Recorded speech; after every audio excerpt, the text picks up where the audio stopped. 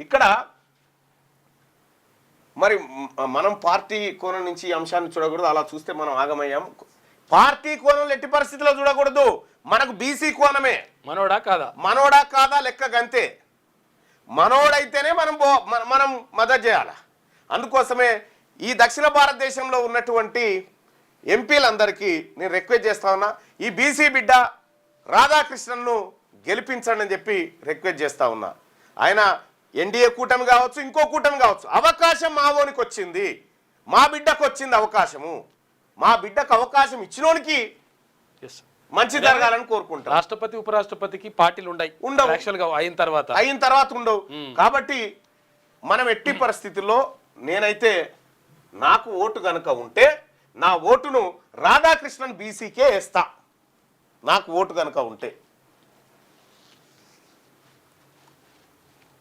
తెలుగువాడ ఆత్మగౌరవం ఎన్నడన్నా press meet పెట్టి ఇదే ఇట్లా ప్రెస్ మీట్ ఆయనను ప్రకటించంగానే ఈయన ప్రెస్ మీట్ పెట్టి ఆత్మగౌరవం ఇయ్యాలి. అదికొచ్చిన అది నీ కొడంగల్ల బీసీ ప్రజల ఆత్మగౌరవం లేదా? వాళ్ళ ఆత్మగౌరవం చంపుకొని బతా ఉన్నారు. ఇదే ప్రెస్ మీట్ పెట్టి తెలంగాణ రాష్ట్రంలో కాంగ్రెస్ పార్టీ బీసీలకు ఉదయపూర్ డిక్లరేషన్ బొందబెట్టి బీసీలకు అన్యాయం చేసింది. ఉన్న బీసీలనైనా గెలిపించడని చెప్పినా ఎప్పుడైనా ప్రెస్ మీట్ పెట్టి ఆత్మగౌరవం బీసీ ఆత్మగౌరవం వద్దా? బీసీ ప్రజలారా, రేవంత్ రెడ్డి అయినా ఈ పుట్టలున్న విషం సర్పం ఈ పుట్టలోకి వచ్చినంత మాత్రాన విషం పోదు. విషమే వాళ్ళు ఎప్పటికైనా అట్లే. కాబట్టి బీసీ ప్రజలారా, మన ఆత్మగౌరవం మన మన అధికారం మనకు రాజకీయ అధికారంతోనే సాధ్యమవుతుంది. అందుకే ఆ విధంగా మనం ముందుకు వేయాల్సినటువంటి అవసరం ఉంది. అడుగులు ముందుకేయాలి.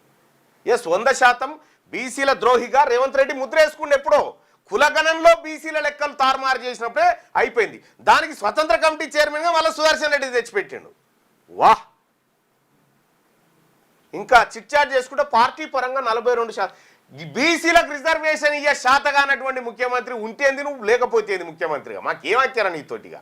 అయిపోయింది నీ పని. నీ డొల్లతనం తేలిపోయింది.